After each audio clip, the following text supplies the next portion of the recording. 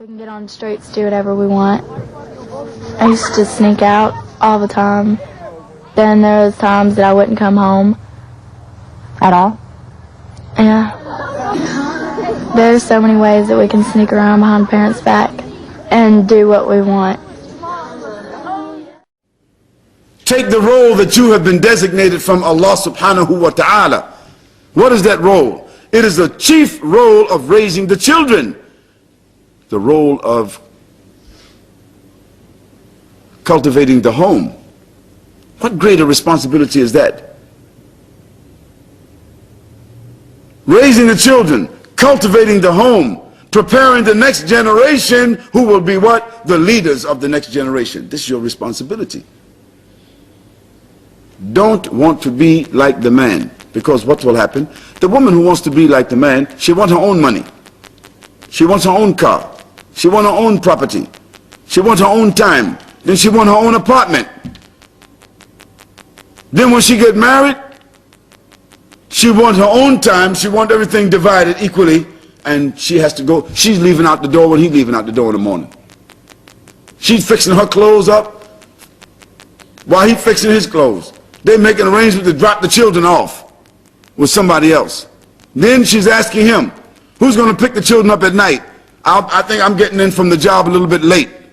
He had to pick up the children. She's still late. So on the way, she pick up some Burger King or she pick up something else to feed the children because she's late. When she gets in, she's tired. He's tired. They eat Burger King. They eat McDonald's. They eat takeout, whatever the case might be. Who has taught the children all day? This because she wants her own money. She wants her own car. She wants her own family. She wants her own this and that. I don't say the woman cannot work. They can, if that work does not compromise her responsibility. If that work doesn't put her in jeopardy. If that work doesn't compromise her hijab. If that work doesn't compromise and undermine her family. Her family. Better for a woman to stay home and be denied comforts that she wants, but to teach her children Quran and decent behavior, and to guard herself and to guard her family, and to prepare an atmosphere for her husband and for herself. Better for her.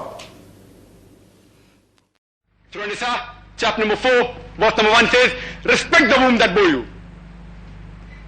Surah Anam, chapter number 6, verse number 151 says, وَبِالْوَالِدِهِ وَبِالْوَالِدَيْهِ, that you have to be kind to your parents. Again, in Surah Luqman, chapter number 31, verse number 14, it again says the same thing. وَوَصَيَّنَا الْإِنسَانَ بِالْوَالِدَيْهِ إِحْسَانًا, that we have enjoined on the human beings to be kind to his parents. In travail upon travail did the mother bore them, and in years to end were they weaning. A similar thing is repeated again in Surah Kaf, chapter number 46, verse number 15. Again the same thing. وَوَصَيَّنَا الْإِنسَانَ بِوَالِدِهِ إِحْسَانًا, that we have enjoined on the human beings to be kind to his parents. In pain did the mother bore them, and in pain did she give them birth. According to a hadith related in Ahmad as well as in Ibn Majah, it says paradise lies at the feet of the mother. It means that after you fulfill your basic duties, if you respect your mother, if you're kind to your mother, if you're honorable to your mother, you will inshallah enter paradise. And the hadith related in Sahih Bukhari in volume 8, chapter number 2, hadith number 2, as well as in Sahih Muslim, it says that a man asked the Prophet, who requires the maximum love and respect and my companionship in this world? The Prophet replied, your mother. Who is next? Your mother. Who is next? Your mother. The man asked for the 4th time, who is next? The Prophet replied, your father. 3/4 of the better part of the love and respect goes to the mother. 1/4 of the remaining part of the love and respect goes to the father. In short, the gold medal goes to the mother, the silver medal goes to the mother, the bronze medal goes to the mother, and the father maybe gets a consolation prize.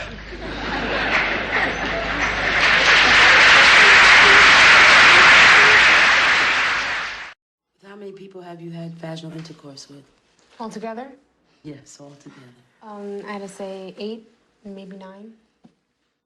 I accepted Islam, right? My daughter, you know, I see a future that is with God in her life, not like how I grew up. And that entails many, many positive things, you know. I always dream, like, you know, she's going to grow up and she's going to be better than me, you know, like much better. You know, she won't go through all the things that I went through because she's going to be protected by Islam. You know, like drinking won't be in her life. Having boyfriends, maybe having children without someone there with her, you know, like what I went through. You know, I want her to know the value of herself, and I think she will. Islam will teach her the value of who she is. Alina also leads the women's section of an Islamic organization that encourages other Muslims to practice traditional values. I did that the first session ni mengenai anatomy. I guess the attitude towards, you know, sexuality in the West is more or less too liberal for our standard as those, you know, living in the East as well as by the Islamic standard. Okay, yeah? I don't really think that it is fair to say that Islam restricts your sexual desire or whatever. It is not restricting. It is more directing it towards a more purposeful kind of life. Itu bukan hari ni jadi dah.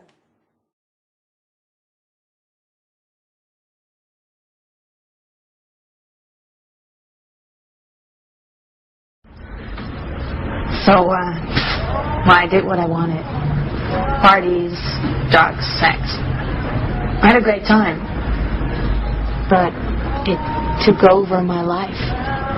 So, after a while, I started to feel lost. And one day, I met a Muslim woman. She was a Turk, an immigrant. She worked in a grocery store down the street. I used to feel so sorry for her, wearing that headscarf. How could she be so brainwashed? And so kind of like you, I started asking questions and talking to her. And then I began to realize that maybe I was the one who was brainwashed. I mean, all the so-called freedom in the West didn't bring me happiness. It just made me a slave. A slave to fashion, a slave to the cosmetics industry, a slave to man. يؤتي الحكمة من يشاء ومن يؤت الحكمة فقد أوتي خيرا كثيرا وما يذكر إلا أولو الألباب. If you want to accept Islam right now, you can come forward. Choose a young lady.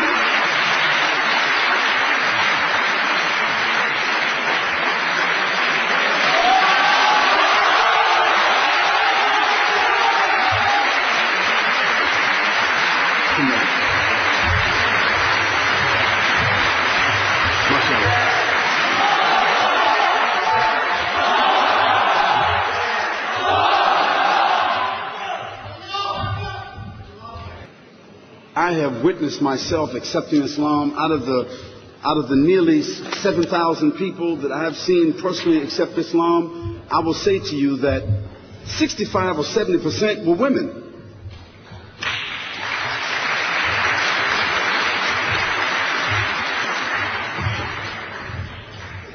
And this is the indication itself, this is proof enough that there's enough beauty in Islam that with all the distortions that people seem to throw out about it and the oppression of women and something like that, these women didn't buy that. أشهد أن لا إله إلا الله وأشهد أن محمدا رسول الله